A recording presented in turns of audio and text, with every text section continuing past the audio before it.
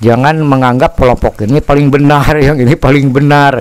Tapi kan sejarah mah harus logika juga ilmiah. Nggak bisa tidak masuk ke akal gitu. Jadi kuncung putih itu nya simbol siloka.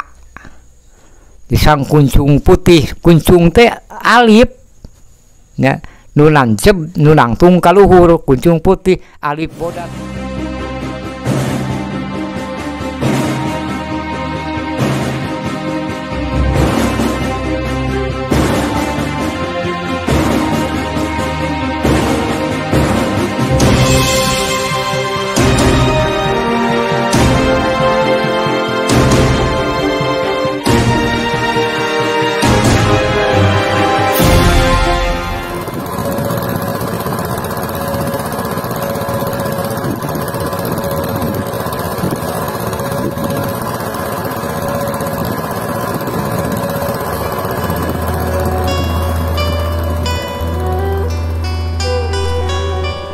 Sampurasun mugia rahayu sagung dumadi.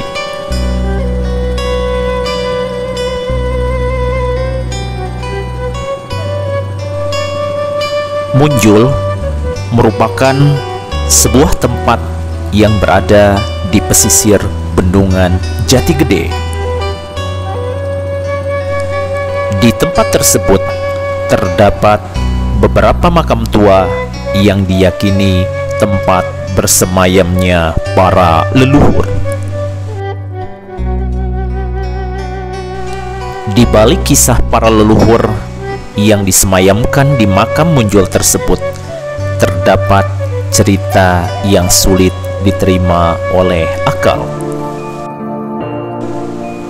Menurut beberapa cerita, meskipun air bendungan sedang naik sampai pemukiman warga, tetapi ada beberapa pusara di makam Munjul yang tidak pernah tenggelam.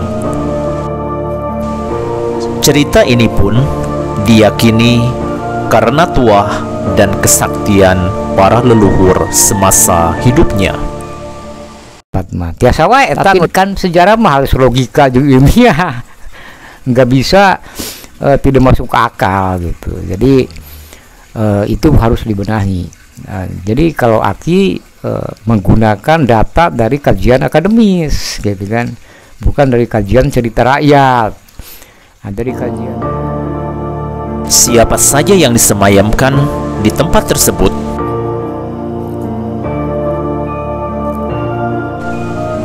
ada beberapa pusara yang diyakini menjadi tempat terakhirnya para tokoh sakti yang disemayamkan di makam Munjul tersebut. Selain makam keramat, di situs Munjul pun terdapat sebuah petilasan. Petilasan tersebut diyakini merupakan petilasan Prabu Kuncung Putih. Siapa sebenarnya Prabu Kuncung Putih?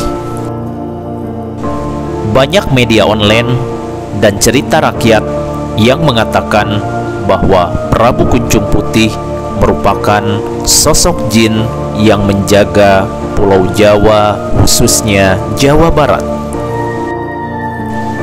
Benarkah Prabu Kuncung Putih sosok jin seperti yang dibicarakan di media sosial? Tapi kalau versi akademis tidak seperti itu. Jangan menganggap kelompok ini paling benar, yang ini paling benar. Tapi kan sejarah mah harus logika juga ilmiah. Nggak bisa tidak masuk ke akal gitu. Tapi biarkanlah mereka berpendapat gitu kan. Kan harus diuji setiap data. Menurut pihak pengurus setempat, Prabu Kuncung Putih bukanlah seperti cerita yang beredar, melainkan ia merupakan petinggi kerajaan Galuh yang bernama Prabu Aji Dharma Galuh, atau yang bernama asli Prabu Jagat Jayanata, ayah dari Ratu Ratna Inten atau Dewi Nawang Wulan, istrinya Prabu Aji Putih.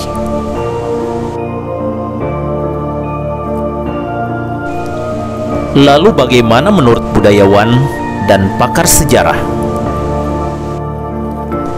Berikut wawancara kami dengan salah seorang sesepuh sekaligus pakar sejarah. Itu di situs Munyul itu ada beberapa makam. Ada makam tua di situ, menurut hasil penelitian namanya Aji Galuh. Aji Galuh itu berasal dari Galuh Kawali, mengembara di daerah Dharmaraja di Bunyul, dituakan. Beliau membuka padepokan di sana, punya anak cantik rupawan namanya Ratna Inten Nawang Wulan.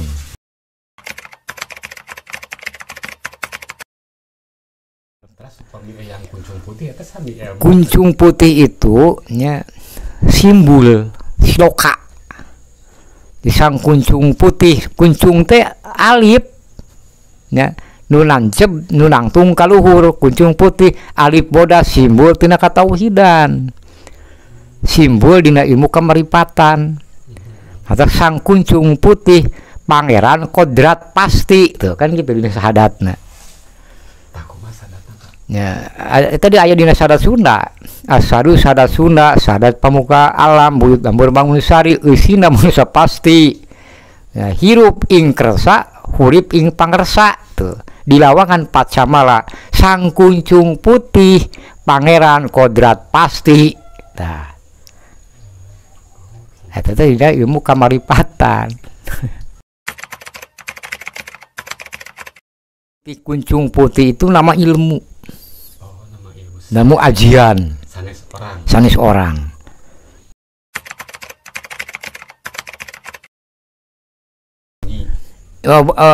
Banyak, ya, banyak. Ada nyebatkeun sebenarnya Gunung Jati sang kuncung putih.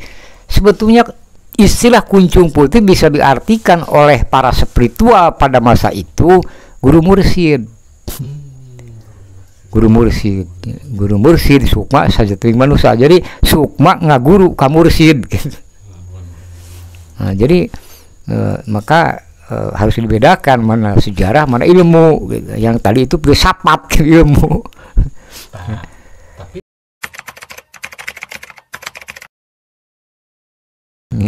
Mungkin nama aslinya harus diungkap gitu. Nah itu jadi bikin orang masuk kajebak ku gelar gitu. Padahal dina ngaran eta teh aya rahasia tadi. Nah, dia ahli tapa, ahli marifat. Berarti ilmu-ilmu karasian. Gitu. Nah kan di kita itu ada 3 ilmu, aya karamaan, karatuan, karasian. Karamaan itu berarti ahli pikir, ahli filsafat gitu. Kalau karatuan ahli kenegaraan gitu. Karasian tuh ahli agama dekat dengan kemarifatan. Kira-kira itulah.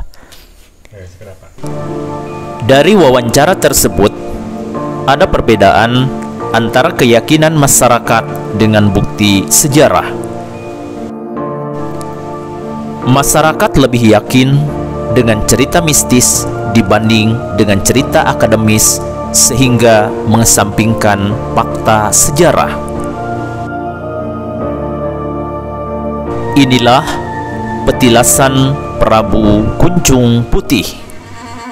Ashadu sahadat Sunda anu kagungan ratu pasti, buyut lembur mangun sari, kikis nyelir di kalinganan, di kandang-kandang manusia, urip kawasa milawang raksamala, alip mandek di satengahing jagat, nitihan baganing berang, nitihan baganing puting, nitihan junjungan langit, nitihan bujal buana, bumi manik lemah langit. Dalam penelusuran kali ini ada sebuah hal yang lebih penting dari cerita Prabu Kuncung Putih. Kuncung Putih bukan hanya sebuah nama atau gelar semata, apalagi seperti cerita-cerita di media sosial. melainkan kunjung putih merupakan sebuah simbol filosofi hidup yang dianut para leluhur dalam menjalani sebuah perjalanan spiritual yang mengajarkan tentang pencapaian kerohanian untuk berada sedekat mungkin dengan Tuhannya. Yang digambarkan menyerupai kuncung atau helai rambut yang berdiri tegak di atas kepala. Helai rambut tersebut diibaratkan huruf alif, huruf pertama dalam huruf hijaiyah. Huruf alif merupakan huruf istimewa yang syarat dengan makna. Huruf alif ini menunjuk kepada Allah, gambaran yang menghubungkan segala sesuatu, namun ia tetap terpisah dengan segala sesuatu itu. Kunjung putih merupakan simbol bagaimana cara kita mengetahui seluk-beluk lahiriah untuk memperkuat batiniah dalam menjaga dan menjalankan semua perintah dari Yang Maha Kuasa sesuai janji setia yang diucapkan dalam kalimat syahadat. Wallahu wafiq, akhwami thariq. Wassalamualaikum warahmatullahi wabarakatuh.